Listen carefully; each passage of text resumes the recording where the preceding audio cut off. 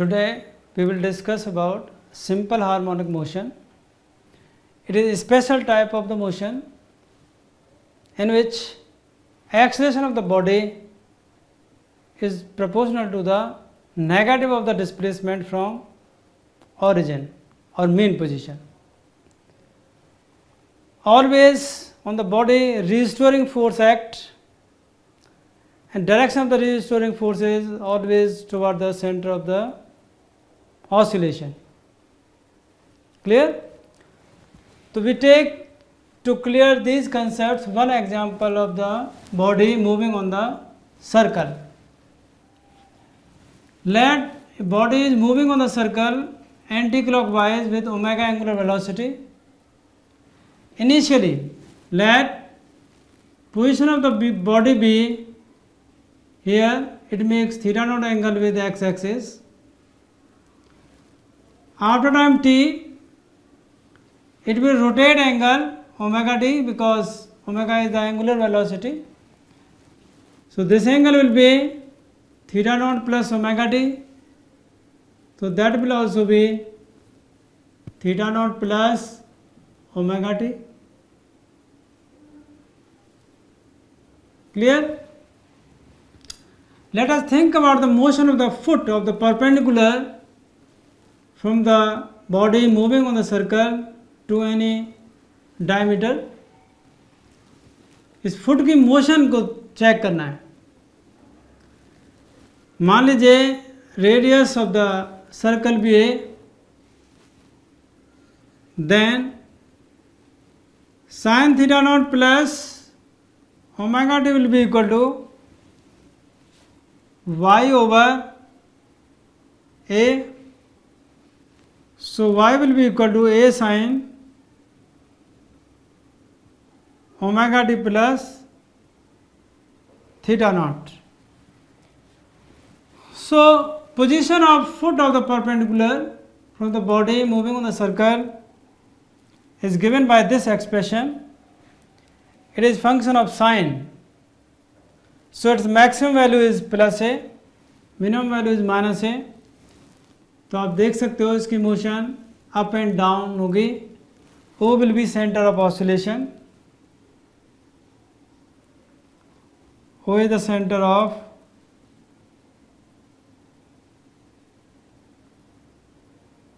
oscillations. Now you can find out speed of the foot on the diameter. So dy over dt will be equal to a d over dt of sin omega t plus theta naught. Differentiate करिए इसको जरा, कितना आया? That is equal to omega into cos of omega t plus theta naught. ये इसकी velocity आ गई जो फुट है. इसकी मोशन स्पेशल है here. What is speciality in this motion? Let us see. So velocity at any time t equal to a omega cos omega t plus theta naught. Now again differentiate it. That will be acceleration of that point. Point is foot. This will be equal to a omega d over dt of cos omega t plus theta naught. बताइए कितना है इसका derivative? Good. That is equal to minus omega into sin omega t plus theta naught. So that is acceleration of the foot at any time t. That is equal to minus a omega square sin omega t plus theta naught So clearly that is minus omega square into a sin omega t plus theta naught. Check करिए बच्चों, what is a sin omega t plus theta naught? That is y, displacement of the foot from the mean position, center of oscillation. तो इसको value रखिए यहाँ पे. You will find acceleration of the foot at any time t is minus omega square into y. So what is y? Displacement measured from center of oscillation of the foot. Acceleration is proportional to the negative of the displacement every time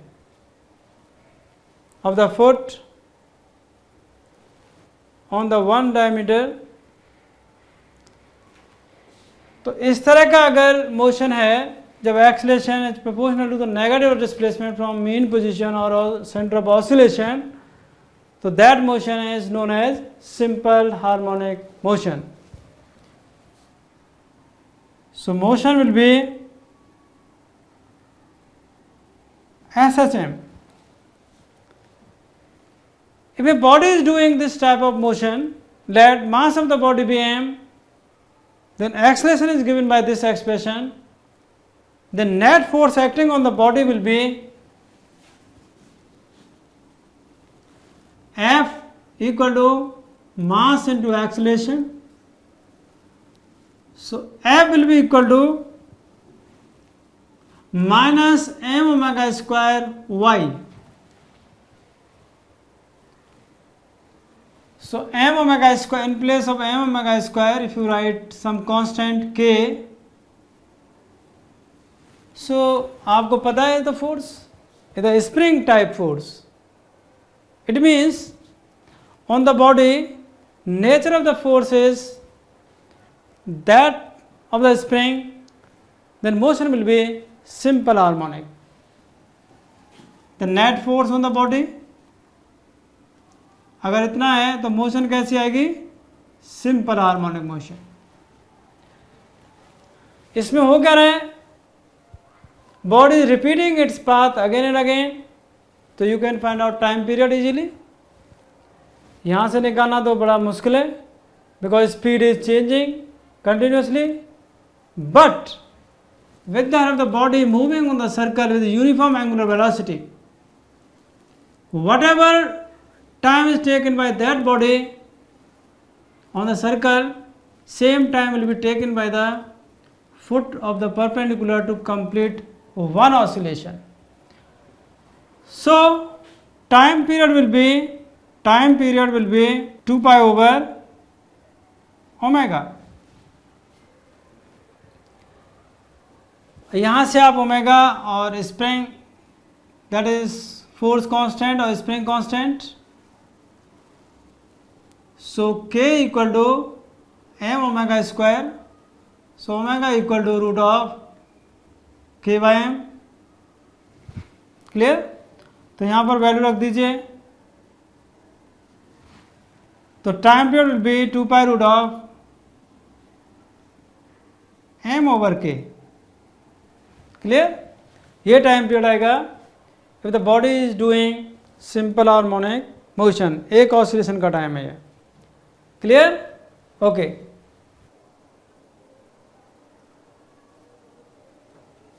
let us discuss one problem based on concept of simple harmonic motion. मान लीजिए अर्थ है, along its diameter a tunnel is dug. Clear? It is center.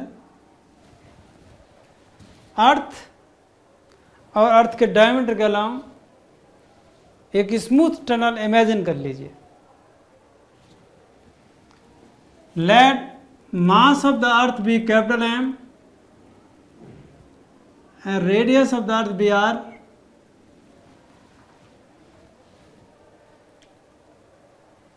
if a body is dropped in it, मान लीजिए यहीं से मैं एक body को इसमें डाल देता हूँ, it is attracted by the earth, it is moving this side, इस बॉडी का मास मान लीजिए small m. Let us think about motion of this body. देखिए बच्चों ध्यान से, we are going to analyze motion of this body of mass small m in the tunnel. Gas करिए क्या होगा. You may think ये बाहर निकल जाएगी, जो गलत है. अभी स्टडी करते हैं इसकी मोशन. मान लीजिए ये डिस्टेंस x है फ्रॉम द सेंटर, सेंटर से डिस्टेंस x है, O भी the centre, body is here और मास स्मॉल m. ग्रेविटेशन में आपने पढ़ा होगा, इसके ऊपर फोर्स लगेगा नीचे. मान लीजिए inside the earth at that position acceleration due to gravity भी g, और सरफेस पे मान लीजिए g not, acceleration due to gravity. तो इसके ऊपर फोर्स कितना आया, फोर्स का मैग्नीट्यूड आया m into g. Clear. Mass into acceleration is the net force on the body. G की वैल्यू इनसाइड द अर्थ कैसे डिपेंड करती है, जो आपने पढ़ा होगा. जी इनसाइड डेप्थ पर आपने एक्सप्रेशन पढ़ा होगा, इसमें डेप्थ हो जाएगी r minus x, g equal to g not 1 minus d over r. D क्या है बच्चों इधर, d is depth. Clear. Okay. और डेप्थ की वैल्यू कितनी है यहाँ पे, r माइनस एक्स. रखिए जरा इसको और इसको एलसीएम ले लो, r minus d over r. If you put value of d r minus d is r minus x.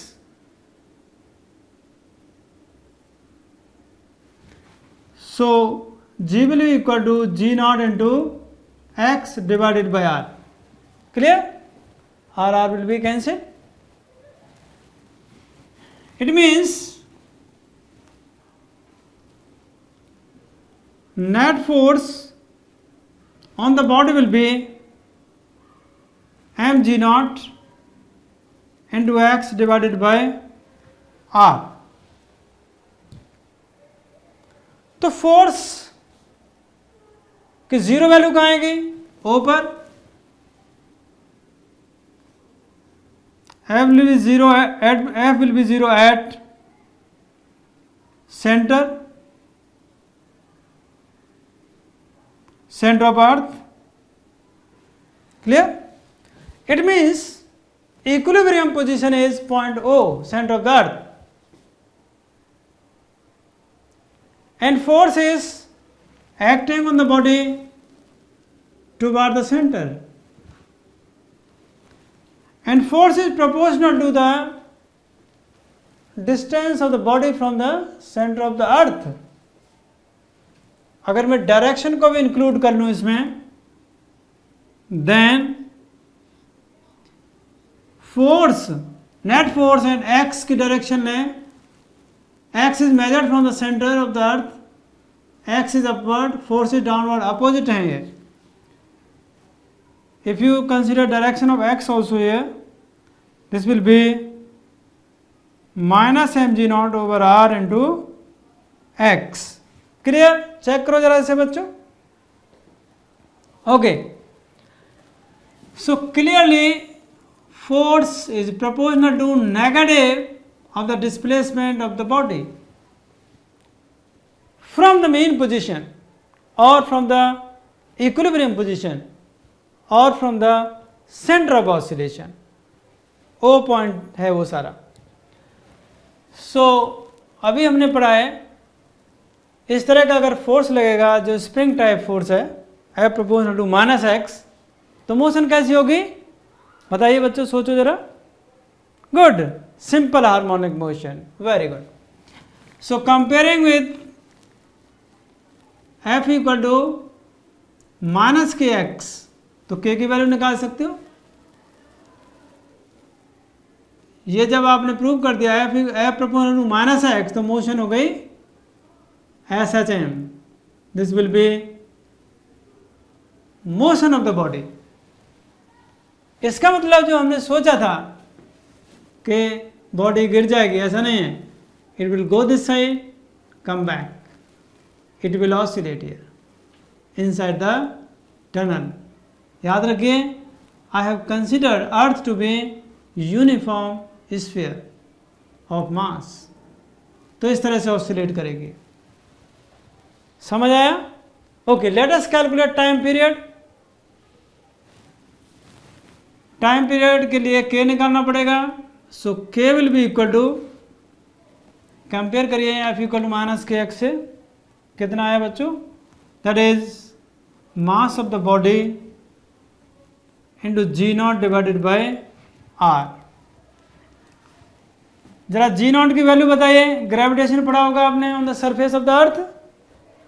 Good, that is equal to capital G mass of the earth divided by radius square of the earth. ये आती है value g not की.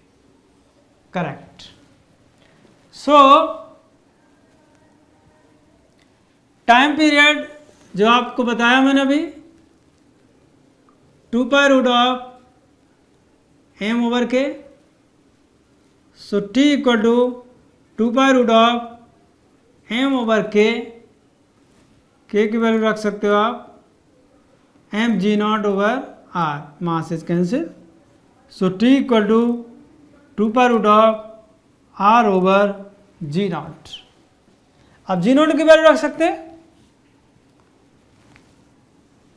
This will be equal to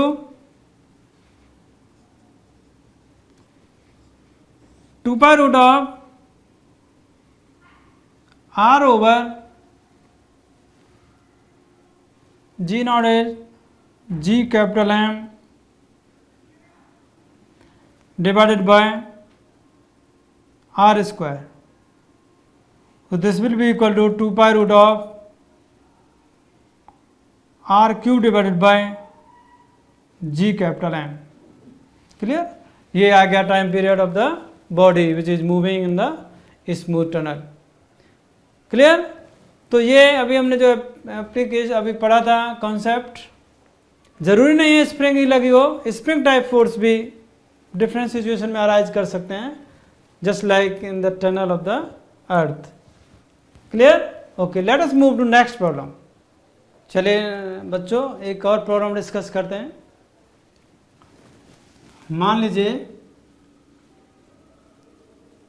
it is spring और इसका spring constant के है. मान लीजिए इसकी नेचुरल लेंथ है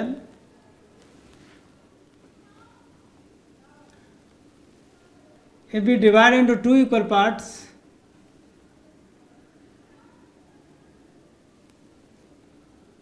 L by 2 L by 2. बताइए इसका स्प्रिंग कांस्टेंट क्या आएगा? मोस्टली बच्चे सोचेंगे के आएगा, जबकि के नहीं है.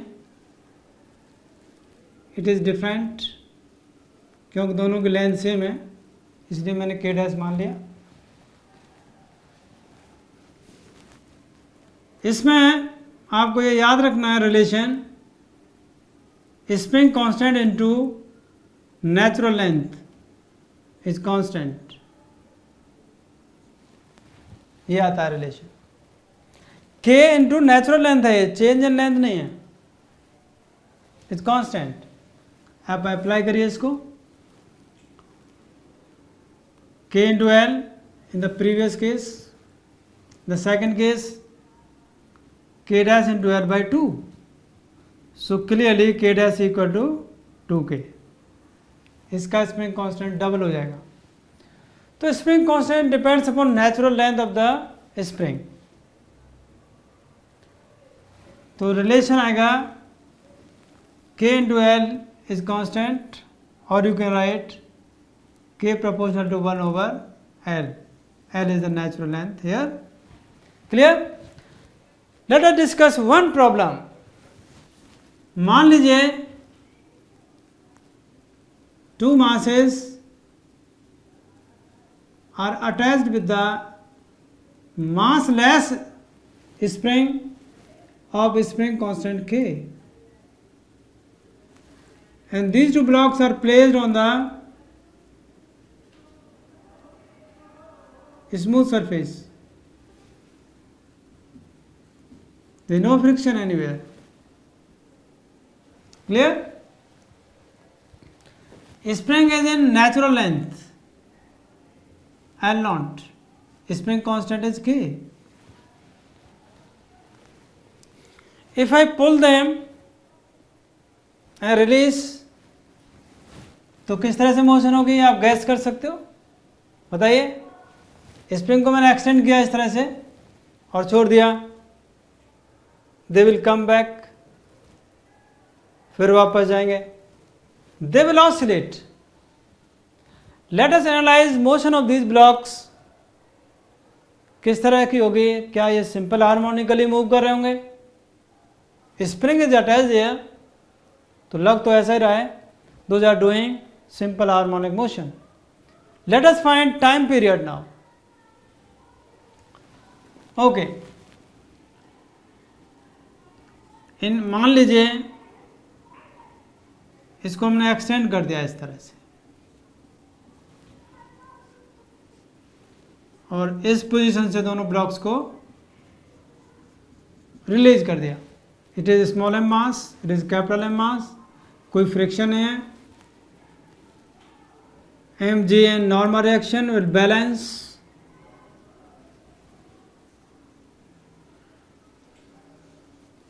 okay, normal reaction,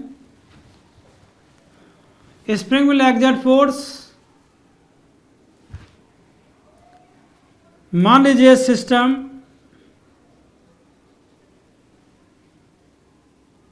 spring plus blocks, external forces आप चेक करिए, normal action and weight are external, these are balanced by each other, so net external force is 0 here। Spring is exerting force on them, on the blocks, so it is internal force because spring is part of the system, so I can say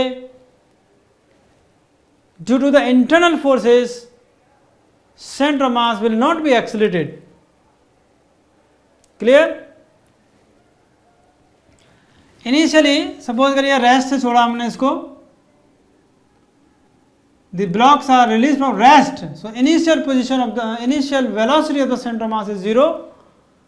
It means as time passes, center of mass will remain at rest because there only internal forces are acting on the system. So center of mass will not change. Very important point. Center of mass of the system will not change. Clear? So this point of the spring is not changing and blocks are oscillating. आप इसको ऐसे मान सकते हैं, जब ये point fix हो गया, not moving, so this part of the spring, जैसे मैंने अलग किया है, यही सी same concept is there, this point is not moving here and the block is moving under this part of the spring. Clear? This is moving under that part of the spring. मान लीजिए इसकी natural length इस part की natural length मान लीजिए L1 और इस part की नेचुरल लेंथ मान लीजिए L2। तो टाइम पीरियड इजीली कैलकुलेट कर सकते हैं। So capital M into L1 equal to small m into L2, ये कैलकुलेट कर सकते हैं आप। L1 प्लस L2 की वैल्यू कितनी आएगी देखिए जरा ध्यान से, L0 के बराबर। सो L1 L2 can be calculated. L1 over L2 equal to small m divided by capital M.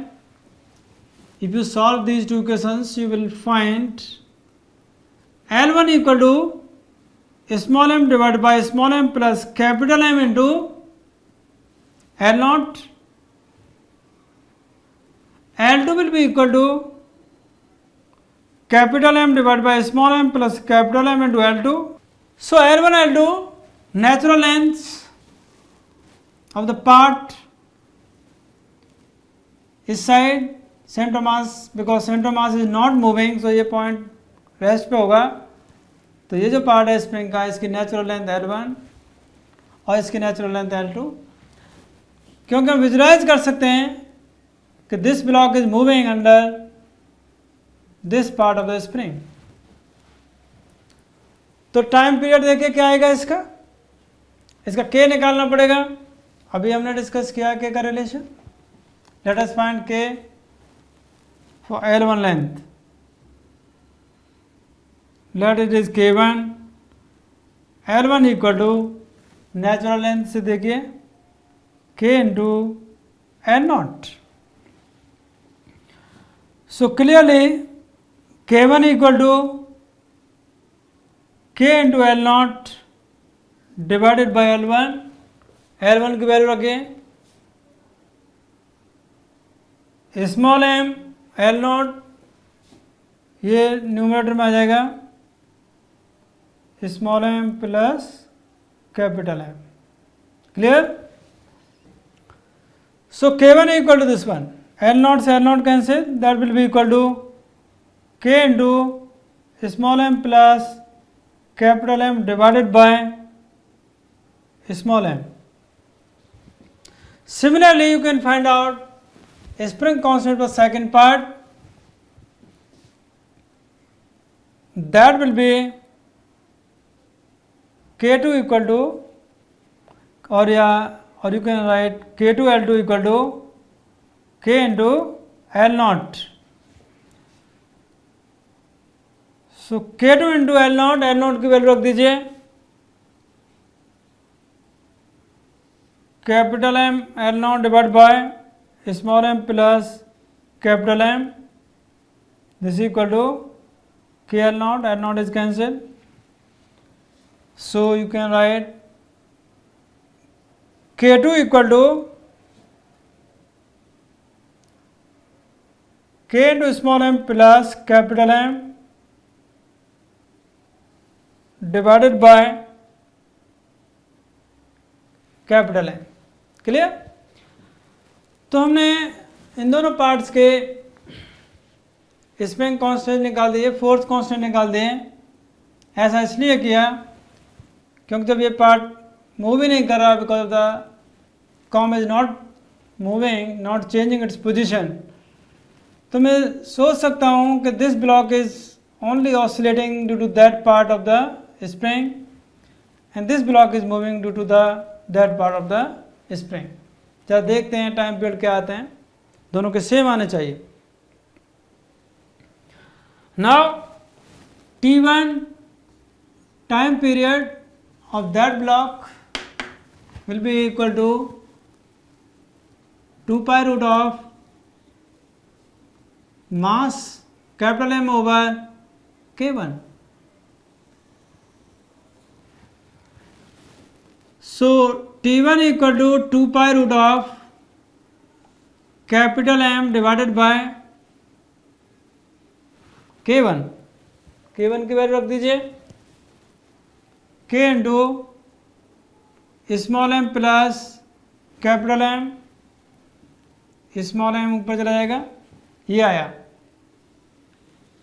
Second block के लिए जरा कैलकुलेट करके देखिए, T2 will be equal to 2 pi root of mass of the block small m divided by K2, that is equal to 2 pi root of small m divided by K2। K2 की value रखिए जरा, K into small m plus capital M divided by capital M, that is T2। देखिए बच्चों same आना चाहिए था, same आ रहा है बिल्कुल।